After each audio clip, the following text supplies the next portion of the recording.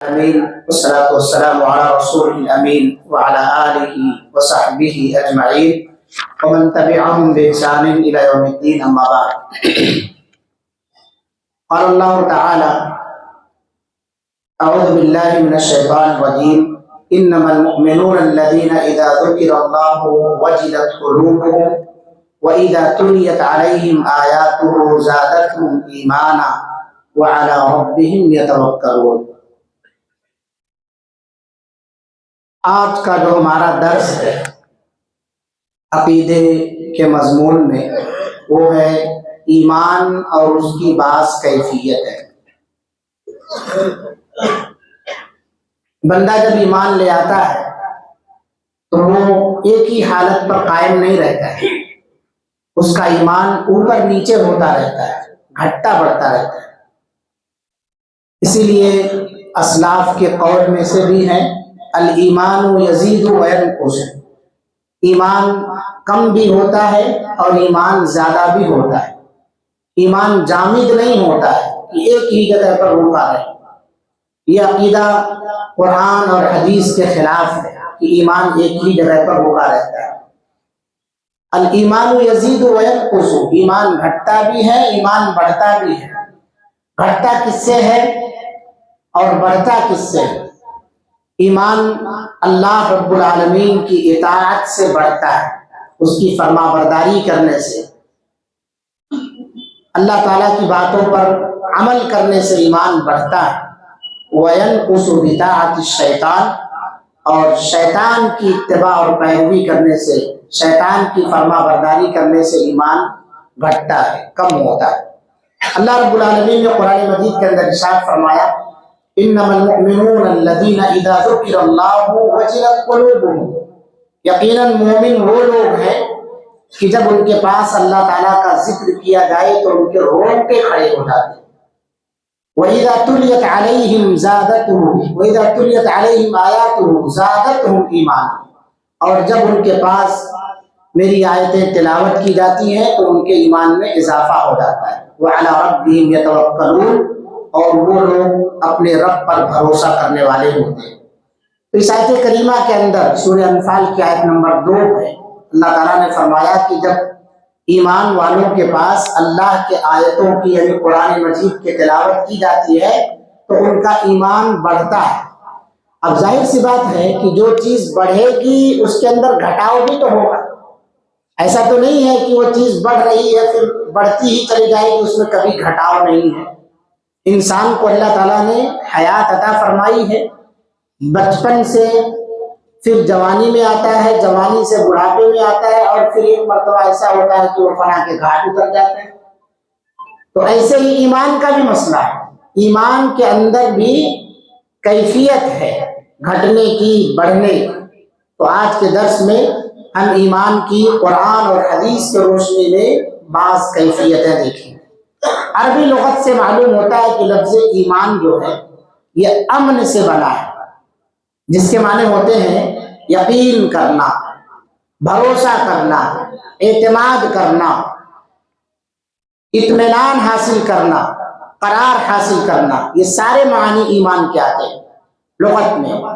اور جب شرعی اصطلاح میں ایمان کا معنی دیکھا جاتا ہے تو دل سے اللہ کی تصدیق کرنا، زبان سے اس کے اقرار کا نام ایمان ہے.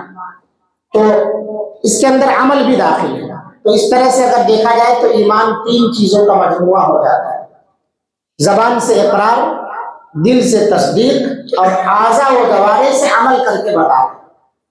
یہ 3 چیزیں ضروری ہیں. ان میں سے کوئی بھی ایک چیز نہیں پائی گئی تو حکم دوسرا لگ جائے گا. یعنی آدمی دل سے تصدیق نہ کرے، صرف زبانی اقرار کرے، عمل بھی کر رہا ہے تو اسے منافق کہا جاتا ہے. ایک آدمی ہے جو زبان سے دل سے تصدیق کر رہا ہے، زبان سے اقرار نہیں کر رہا ہے، عمل بھی نہیں کر رہا ہے، تو ایسے آدمی پر کوئی دوسرا حکم لگ جائے گا. اس لیے ہمیں زبان سے بھی اقرار کرنا ہے، دل سے اللہ رب العالمین کو ماننا جاننا ہے، یا جتنی بھی ایمان رکھنے والی چیزیں ہیں دل میں بھی ہمارے یقین ہونا چاہیے ان چیزوں کے تعلق سے. اور اس سے پہلے بتایا گیا ہے کہ ایمان کی جگہ دل ہے۔ شیخ الاسلام ابن تیمیہ رحمۃ اللہ علیہ نے فرمایا جو ہم نیت کرتے ہیں، نیت کا تعلق بھی دل سے ہے۔ النیہ محلها القلب، نیت کی جگہ دل ہے، زبان نہیں ہے۔ ایسے ہی ایمان کا مسئلہ ہے، ایمان کی جگہ دل ہے۔ خود اللہ رب العالمین نے ارشاد فرمایا وَلَمَّا يَدْخُلُ الْإِيمَانُ فِي قُلُوبِكُمْ، ابھی ان کے دلوں میں ایمان داخل نہیں ہوا ہے۔ تو اس کا مطلب یہ ہے کہ ایمان کی جگہ کیا ہے؟ دل ہے۔ تو تین چیزیں ضروری ہے ایمان کے لیے، اور یہ تین مجموعے کا نام ایمان ہے۔ وہ کیا ہے؟ زبان سے اقرار، دل سے تصدیق، اعضاء و جوارح سے عمل کر کے بتانا۔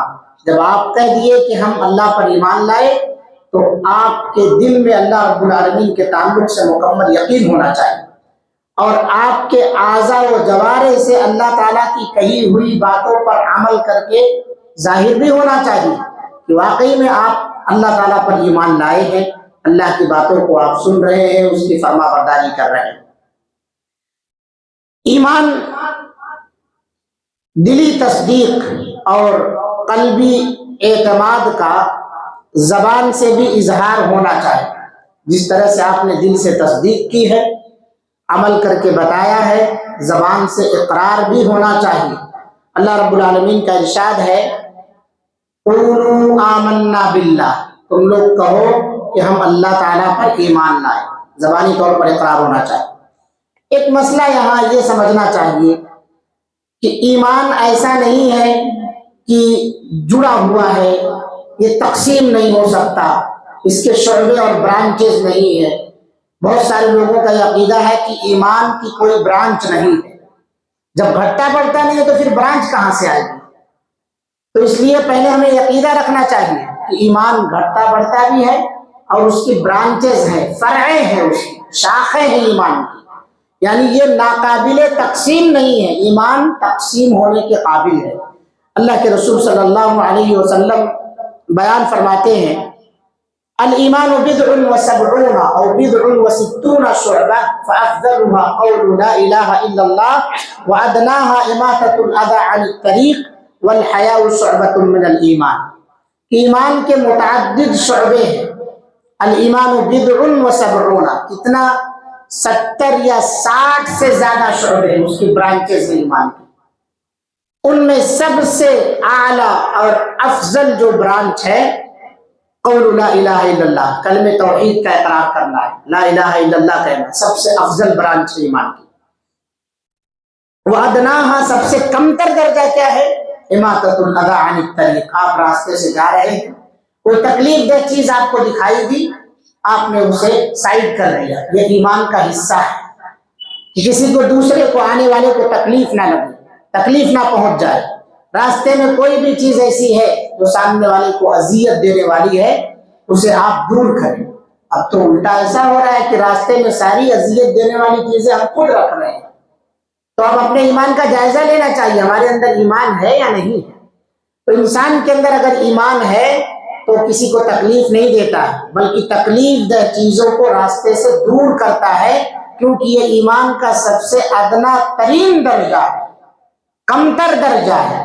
سب سے افضل درجہ لا الہ الا اللہ کا اقرار کرنا، کلمہ توحید کا اقرار کرنا، یہ زبان سے ہوتا ہے۔ سب سے کمتر درجہ کیا ہے؟ راستے سے تکلیف دہ چیز ہٹانا، یہ عمل سے ہو گیا۔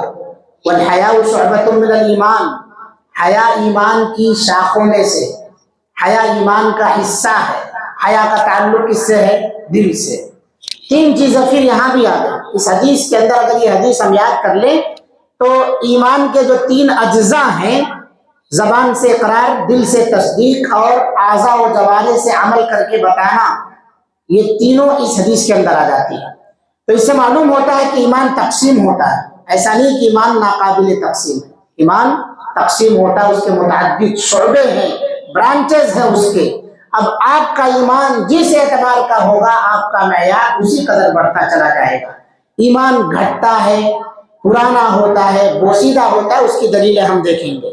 ایمان بڑھتا ہے، اس کی دلیل اللہ رب العالمین نے بیان فرمایا، نزول قرآن سے صحابہ کرام کا ایمان بڑھتا تھا۔ فَأَمَّا الَّذِينَ آمَنُوا فزادتهم ایمانا وهم یستبشرون، جو لوگ ایمان لائے یعنی صحابہ کرام، تو ان کے ایمان سے قرآن کریم کے نزول کی بنا پر زیادتی ہوتی ہے۔ قرآن کی آیتیں جب سنتے ہیں تو مزید شوقین ہوتے ہیں کہ اور نازل ہو اور اترے، اس طرح سے ہمارے احکام مسائل حل ہوں گے، ہمیں علم زیادہ آئے گا، اور جتنا علم آتا جائے گا اتنا اللہ رب العالمین کا خوف اور خشیت ہمارے دلوں میں بیٹھتا جائے گا۔ اتنا ہی نہیں بلکہ جب اللہ کا خوف ہمارے دلوں میں جگہ بنا لے گا تو ہمارے ایمان میں اضافہ ہوتا جائے گا۔ وَهُمْ يَسْتَبْشِرُونَ، صحابہ کرام قرآن کے نزول سے خوش ہو رہے ہیں کیونکہ ان کا ایمان بڑھ رہا ہے۔ ایمان گھٹتا بھی ہے، اس قدر گھٹتا ہے کہ وہ بالکل ذرہ برابر ہو جاتا ہے، اور ذرہ سب سے چھوٹی چیز کو کہا جاتا ہے۔ فَمَن يَعْمَلْ مِثْقَالَ ذَرَّةٍ خَيْرًا يَرَهُ وَمَن يَعْمَلْ مِثْقَالَ ذَرَّةٍ شَرًّا يَرَهُ، جس نے ذرہ برابر نیکی کی ہوگی وہ بھی دیکھے گا، جس نے ذرہ برابر برائی کی ہوگی وہ بھی دیکھے گا۔ تو ایمان ذرہ کے برابر ہو جاتا ہے۔ اللہ کے رسول صلی اللہ علیہ وسلم کی حدیث ہے، لا يدخل النار من كان في قلبه مثقال حبة من خردل، مثقال حبة من ایمان، جس کے دل میں بیج کے دانے کے برابر ایمان ہو وہ جہنم کی آگ میں نہیں داخل کیا جائے گا۔ بیج کا دانہ کتنا بڑا ہوتا ہے، رائی کا دانہ کتنا بڑا ہوتا ہے؟ ظاہر سی بات ہے کوئی بیج 5 کلو 2 کلو 1.5 کلو یا 150 گرام کی نہیں ہوا کرتی، مشکل سے کچھ گرام اس کا وزن نکلتا ہے، بعض دانے تو ایسے ہوتے ہیں کہ اس کا وزن بھی نہیں نکل پاتا ہے۔ تو ایمان اتنا چھوٹا ہو جاتا ہے گھٹ کر کے۔ جس آدمی کے دل میں اتنا بھی ایمان ہوگا وہ آدمی جہنم کے اندر نہیں داخل کیا جائے گا۔ شرح حدیث اس حدیث کے سلسلے میں لکھتے ہیں، امام ترمذی رحمۃ اللہ علیہ فرماتے ہیں کہ جہنم میں داخل نہیں ہوگا، اس کا مطلب یہ ہے کہ وہ جہنم میں ہمیشہ ہمیشہ نہیں رہے گا۔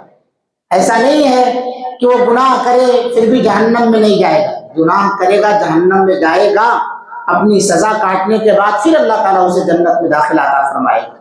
پھر کیا مطلب ہے اس حدیث کا کہ وہ جہنم میں نہیں جائے گا؟ یعنی وہ ہمیشہ ہمیشہ نہیں رہے گا جہنم کے اندر۔ تو دانے کے برابر ایمان گھٹ کے ہو جاتا ہے، ایمان مضبوط بھی ہوتا ہے۔ رسول اللہ صلی اللہ علیہ وسلم نے فرمایا المؤمن القوی خیر واحب الی اللہ من المؤمن الضعیف، کمزور مومن کے مقابلے میں طاقتور مومن اللہ تعالیٰ کے نزدیک بہت زیادہ محبوب ہے۔ اب یہ جو طاقتور مومن اللہ کے ہم محبوب ہے، کس اعتبار سے طاقتور ہو؟ جسمانی اعتبار سے ہو، عملی اعتبار سے ہو، ذہنی اعتبار سے ہو، قلمی اعتبار سے ہو، علمی اعتبار سے ہو، ہر اعتبار سے جو مضبوط ہوگا اللہ رب العالمین کے یہاں وہ کمزور مومن سے زیادہ بہتر ہے، محبوب ہے۔ وفی کل خیر، دونوں کے اندر خیر ہے۔ ایسا نہیں ہے کہ جو آدمی بوڑھا ہو گیا اس کو اٹھا کے گھر سے باہر نکال کے پھینک دو، نہیں، دونوں کے اندر خیر ہے، کمزور کے اندر۔ لیکن اس حدیث کے اندر ایک طرح سے رغبت دلائی گئی ہے کہ اپنے ایمان کو مضبوط کرنا چاہیے، کمزور نہیں کرنا چاہیے۔ ہمارے ایمان کی کمزوری ہے تو ایمان میں مضبوطی دلانے والی جو چیزیں ہیں ان تمام چیزوں کو ہمیں حاصل کرنا چاہیے، جیسے اللہ رب العالمین کی آیتیں یعنی قرآن مجید کی آیتیں تلاوت کرنا، یا اسی طرح سے عبادتوں کے قریب رہنا، ان سے ایمان مضبوط ہوتا ہے۔ ایمان کمزور بھی ہوتا ہے۔ رسول اللہ صلی اللہ علیہ وسلم نے فرمایا من رأى منکم منکرا فلیغیرہ بیدہ، تم میں سے جو آدمی کوئی بھی برا کام دیکھے، منکر کام دیکھے، شریعت کے خلاف کام دیکھے، اس کے ہاتھوں سے طاقت ہے روکنے کی تو اسے تبدیل کرے۔ فإن لم يستطع فبلسانہ، اگر ہاتھ سے نہیں روک سکتا ہے، زبان سے طاقت ہے تو زبان سے روکے۔ وإن لم يستطع فبقلبہ، زبان سے بھی روکنے کی طاقت نہیں ہے تو دل میں اسے برا جانے۔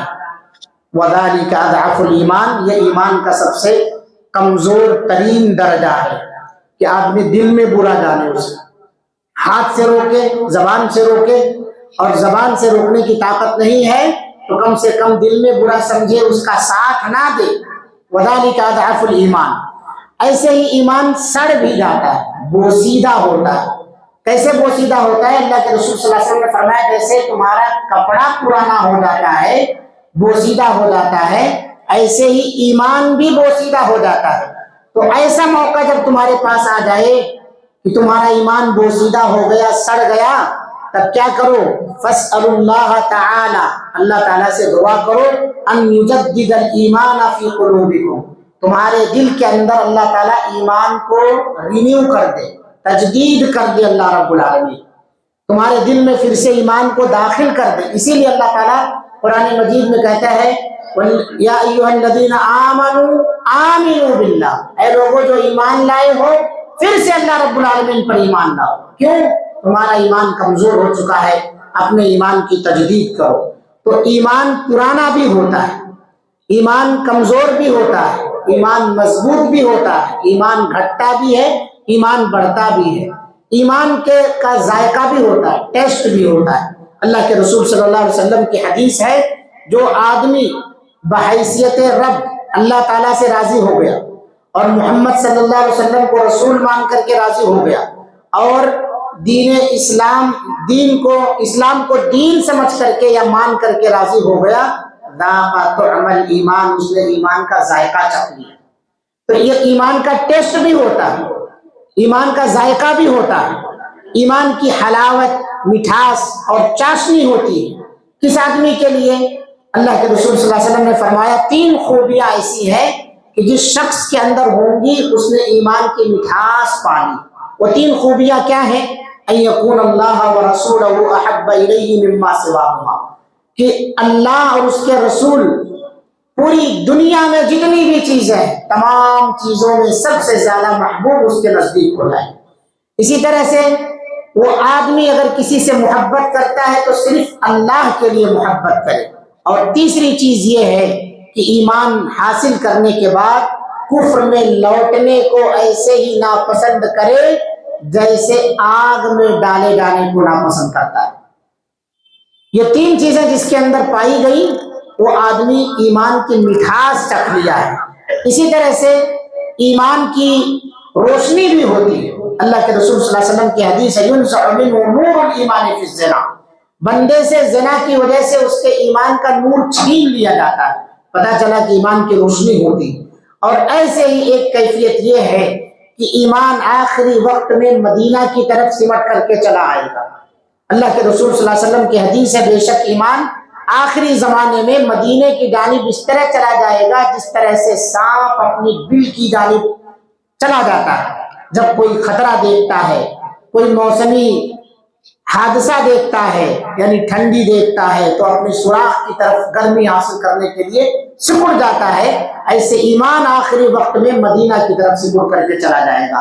تو یہ ساری کیفیتیں ہیں ایمان کی۔ اس سے پتہ چلتا ہے کہ ایمان کوئی جامد چیز نہیں ہے، بلکہ ایمان گھٹتا بڑھتا ہے، ایمان پرانا ہوتا ہے، ایمان جو ہے کمزور ہوتا ہے، ایمان مضبوط ہوتا ہے۔ تو ہم سب کو چاہیے کہ جو کمزوری والی بات ہے، پرانے ہونے والی بات ہے، یا اسی طرح سے ایمان کے دانے والی بات ہے، اپنے ایمان کی ہم حفاظت کریں، اپنے ایمان کی تجدید کرتے رہیں نیک اعمال کے ذریعے، اور اسی طرح سے اللہ تعالیٰ سے قریب ہو کر کے ایسے ہی اللہ رب العالمین سے خوف کھا کر کے، اس کے عذاب سے، جہنم کے، قبر کے تمام چیزوں سے اللہ سے دعا ہے اللہ رب العالمین ایمان کی اس کیفیت کو جو ہم نے آج سنا ہے اپنے ذہن میں رکھتے ہوئے ہمیشہ اپنے ایمان میں اضافے کے بارے میں فکر مند رہنے کی توفیق عطا فرما۔